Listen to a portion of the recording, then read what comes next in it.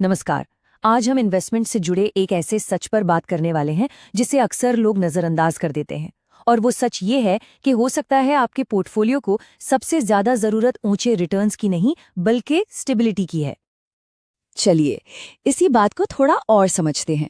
सोचिए, अगर किसी का इन्वेस्टमेंट पोर्टफोलियो उसे रात में चैन से सोने ही ना दे, तो प्रॉब्लम रिटर्न्स की नहीं है, प्रॉब्लम है स्टेबिलिटी की। और ये एक ऐसी फीलिंग है, एक ऐसी चिंता है जो बहुत से इन्वेस्टर्स को परेशान करती है। आजकल ना हर कोई बस रिटर्न के पीछे भाग रहा है। ये एक ऐसी रेस बन गई है जहां अक्सर गलत सवाल पूछे जाते हैं और सक्सेस को मापने का बस एक ही पैमाना रह गया है, रिटर्न कितना मिला। कहीं भी चले जाइए, यही एक सवाल सुनने को मिलता है, दोस्तों से, ऑफिस में, एडवाइजर्स से। पहला सवाल हमेशा यही होता है। और फिर बात सीधे इन नंबर्स पर आ जाती है। 12% मिला या 15%, मानो बस कुछ परसेंट ज्यादा कमा लेना ही इन्वेस्टमेंट का अकेला मकसद हो। और आखिर में ये वाली तुलना, क्या मेरे म्यूचुअल फंड ने इंडेक्स को बीट किया? ये एक ऐसा सवाल है जो हर इन्वेस्टमेंट की बातचीत पर छाया रहता है, लेकिन ये पूरी कहानी तो बताता ही नहीं है। लेकिन जो असली सवाल हैं वो तो कोई पूछता ही नहीं। जैसे कि ये जो रिटर्न्स मिले वो किस कीमत पर मिले, इसे पाने में कितना मेंटल स्ट्रेस झेलना पड़ा, या अगर मार्केट क्रैश हो गया तो क्या होगा? क्या कोई प्लान है? देखिए, रिटर्न के नंबर देखना तो बहुत आसान है, पर स्टेबिलिटी की अहमियत को समझना वो थोड़ा मुश्किल है। तो फिर ये स्टेबिलिटी या स्थिरता है क्या चीज?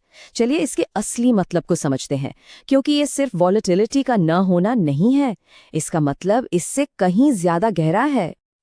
देखिए, स्टेबिलिटी का मतलब ये बिल्कुल नहीं है कि पोर्टफोलियो कभी नीचे ही नहीं जाएगा। इसका असली मतलब ये है कि जब मार्केट गिरे तब घबराकर गलत फैसले न लिए जाएं, अपनी एसआईपीज यानी सिस्टमैटिक इन्वेस्टमेंट प्लान को बंद ना किया जाए, मतलब कि मार्केट में टिके रहा जाए। और यही तो इन्वेस्टमेंट की सबसे बड़ी ताकत है। जी हाँ, और यही टिके रहना, यही निरंतरता कंपाउंडिंग को अपना जादू चलाने का मौका देती है। लंबे समय में बड़ी वेल्थ बनाने के लिए मार्केट में बने रहना सबसे सबसे ज्यादा जरूरी है। आइए इस पूरी बात को एक बहुत ही आसान सी कहानी से समझते हैं। एक ऐसी कहानी जो हम सब ने सुनी है, खरगोश और कछुए की। लेकिन इस बार हम इसे इन्वेस्टमेंट के नजरिए से देखेंगे। तो सोचिए कि दो इन्वेस्टर्स हैं। एक है इन्वेस्टर ए, मतलब हमारा खरगोश, जो हमेशा हाई रिटर्न्स के पीछे भागता है। उसे कभी 30% का जबरदस्त फायदा होता है तो अगले ही पल 25% का भारी नुकसान भी झेलना पड़ता है, और वो हमेशा स्ट्रेस में रहता है। और फिर है इन्वेस्टर बी यानी कछुआ, जो 10 से 11% के स्टेबल यानी स्थिर रिटर्न से ही खुश है। अब मजे की बात यह है कि जब आप 10-15 साल बाद देखते हैं तो ये कछुआ ही है जो अपनी कंसिस्टेंसी की वजह से उस खरगोश से कहीं ज्यादा अमीर बन जाता है। तो यहाँ से सीखने वाली बात क्या है? यही कि कंपाउंडिंग को कोई एक्साइटमेंट या रोमांच नहीं चाहिए, उसे तो बस एक ही चीज चाहिए, निरंतरता। लगातार इन्वेस्टेड रहना ही जीत की असली कुंजी है। ठीक है, तो अब सवाल ये उठता है कि ये स्टेबिलिटी बनाए कैसे जाएं? चलिए अब इस पर बात करते हैं कि एक मजबूत और हर सिचुएशन में टिकने वाला पोर्टफोलियो बनाने के लिए क्या कदम उठाए जाने चाहिए। तो एक स्टेबल पोर्टफोलियो जो है ना, वो 3 पिलर्स पर खड़ा होता है। पहला, डाइवर्सिफिकेशन, मतलब अपने सारे अंडे एक ही टोकरी में मत रखो। पैसे को इक्विटी, डेट, गोल्ड जैसी अलग अलग चीजों में बांट दो। इसका काम रिटर्न्स को बढ़ाना नहीं है, बल्कि ये पक्का करना है कि मुश्किल समय में पोर्टफोलियो बचा रहे। दूसरा पिलर है सही एसेट एलोकेशन, मतलब पोर्टफोलियो किसी की उम्र और रिस्क लेने की क्षमता के हिसाब से होना चाहिए। और तीसरा, रीबैलेंसिंग, यानी समय समय पर अपने पोर्टफोलियो को चेक करना और उसे वापस ट्रैक पर लाना।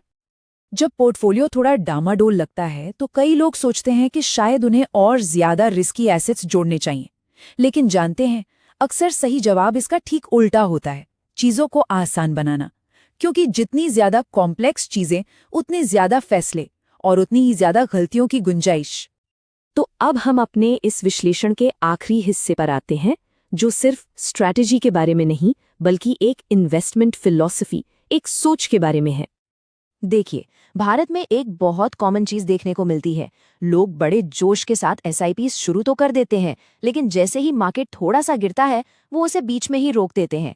ऐसा क्यों होता है? क्योंकि उनका पोर्टफोलियो उनके इमोशनल प्रेशर को झेलने के लिए डिजाइन ही नहीं किया गया था। तो यहाँ का सबसे बड़ा टेक अवे क्या है? यही कि वेल्थ यानी दौलत मार्केट की ऊंचाइयों से नहीं बनती। वेल्थ एक अनुशासित प्रोसेस को लगातार फॉलो करने से बनती है। और अंत में बस एक सवाल है जिस पर सोचना है।